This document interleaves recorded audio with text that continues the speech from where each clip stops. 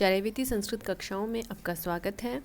आज की कक्षा में हम वंशस्थ और द्रुत विलंबित छंदों के लक्षण और उदाहरणों को देखेंगे और इन पे गण अंकन करना भी सीखेंगे। हमारी पिछली कक्षा में हमने इंद्र वज्रा, उपेंद्र वज्रा और उपजाति छंदों को देखा था, जो तीनों ही 11 वर्णों के छंद होते थे और हमने उनमें सीखा था कि किस तरह से हम इनमें भेद कर सकते हैं कि कहाँ इंद्र वज्रा है और कहाँ उपेंद्र वज्रा है। तो आज के छंद जो दोनों हैं, वंशस्थ और द्रुत विलंबित, ये दोनों ही छंद 12 वर्णों के हैं। तो आइए देखते हैं इन दोनों छंदों के लक्षण क्या हैं, उदाहरण क्या है, और दोनों ही छंद जब हमारे सम्मुख हों, अगर उदाहरण इनमें से किसी एक का या दोनों, तो हम कैसे पता लगाएं कि किस में वंशस्थ है और किस में द्रुत विलंबित। वंशस्थ छंद को देख लेते हैं। वंशस्थ छंद का लक्षण है जतौ तु वंशस्थ मुदीरितम जरौ। ठीक है, जतौ अर्थात जगण और तगण, वंशस्थम उदीरितम, वंशस्थ उदीरितम कहलाता है। और क्या होता है इसमें, जरौ अर्थात जगण और रगण। तो क्रमशः किस तरह से हुए इसमें, जगण तगण जगण रगण। इस तरह से जहाँ पे क्रम होता है गणों का, वहाँ पे वंशस्थ छंद होता है। एक गण में 3 वर्ण होते हैं, यहाँ पे 4 गणों को बताया गया है, तो 12 वर्ण हो गए। एक जगण, एक तगण, एक जगण और एक रगण।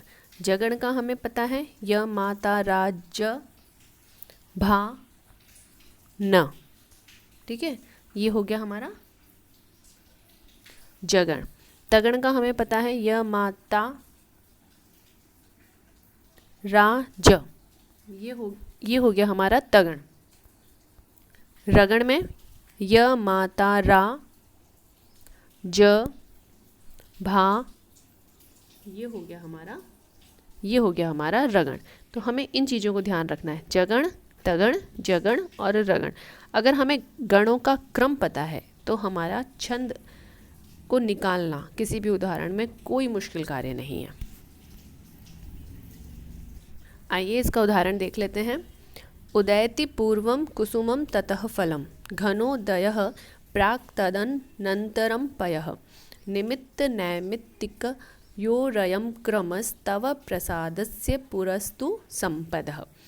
अभिज्ञान शाकुंतलम का जो अंतिम अंक है 7वां, उसमें राजा गुरु के प्रति इस श्लोक को कह रहे हैं, क्योंकि गुरु की कृपा से, गुरु की आशीर्वाद से उन्हें पत्नी और पुत्र की प्राप्ति हुई है।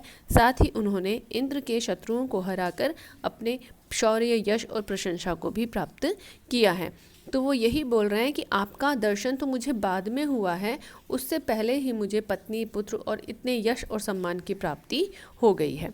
तो इसमें इसी तरह से कहा गया है कि पहले फूल आते हैं, फिर फल आता है, पहले बादल होते हैं, फिर बारिश होती है। तो ये कारण और कार्य क्रम से चलता है। लेकिन तब प्रसाद से, लेकिन आपके प्रसाद से, आपके अनुग्रह से मुझे ऐश्वर्य की प्राप्ति हो गई, अर्थात कार्यभूत, कार्य रूप जो पुत्र पत्नी की प्राप्ति है, वो कारणभूत अर्थात आपके दर्शन से पूर्व ही हो गई। तो इस तरह से इसमें ये बताया गया है। अब हम इसमें गण अंकन देख लेते हैं।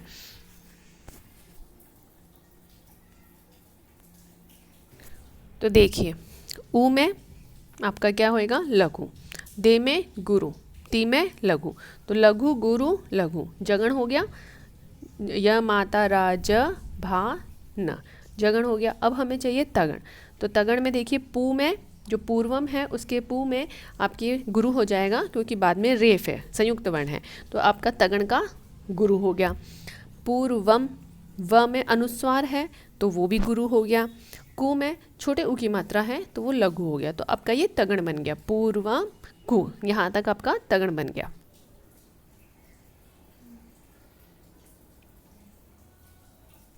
फिर है आपके सु मम त। ठीक है, अब आपको वापस जगण ही बनाना है। जगण में क्या होता है, लघु गुरु लघु। तो सु में आपके हो जाएगा लघु, म में अनुस्वार है गुरु और त में लघु, तो आपका ये जगण हो जाएगा।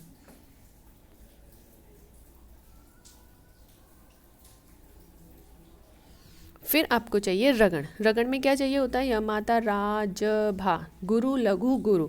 तो त में विसर्ग है गुरु, फ में कुछ भी नहीं है लघु, ल में अनुस्वार है गुरु। तो इस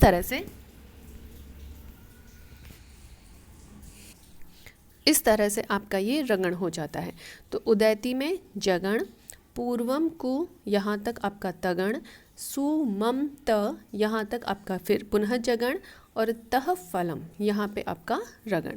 और अगर हम गिन के देखते हैं वर्णों को तो हमारे ये 12 वर्ण होते हैं।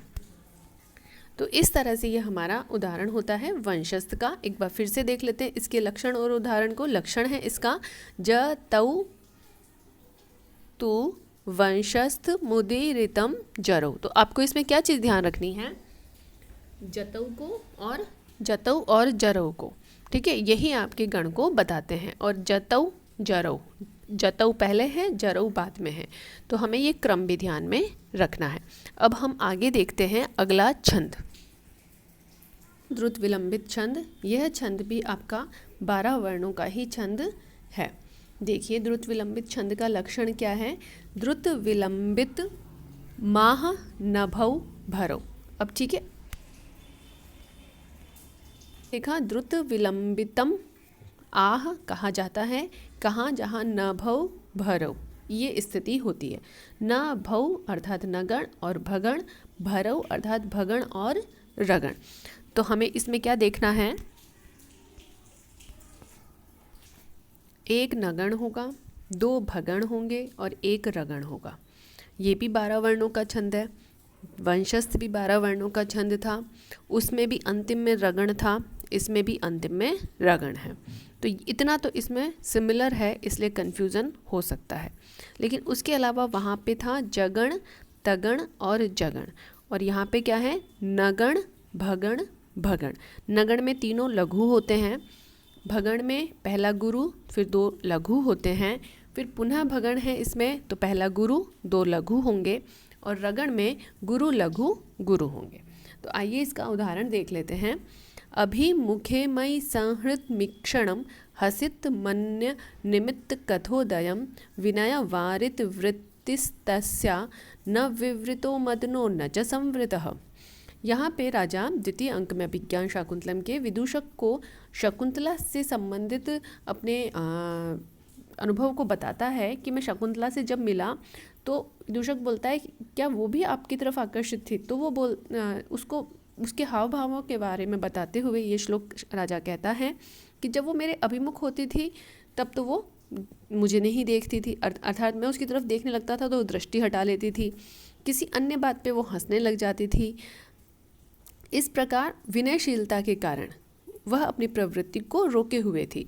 तो ना तो उसके द्वारा मदना, अंतिम पंक्ति में जो मदना आया है, तो ना ही तो उसके द्वारा कामदेव को प्रकट, संवृता न विवृता, ना तो उसको प्रकट किया जा रहा था और ना ही छिपाया जा रहा था। ये इसका अर्थ हुआ।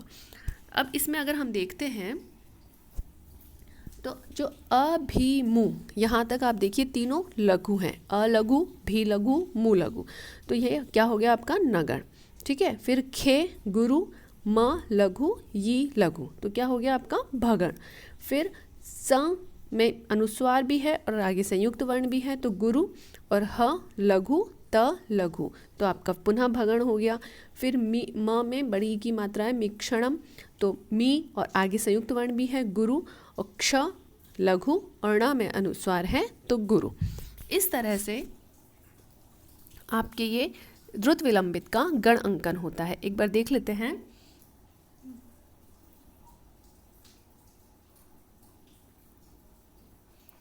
अभिमु, यहाँ तक आपका नगण, खे मई, यहाँ तक आपका भगण, पहला भगण, संहृत, यहाँ तक दूसरा भगण, और मीक्षणम, यहाँ पे आपका रगण।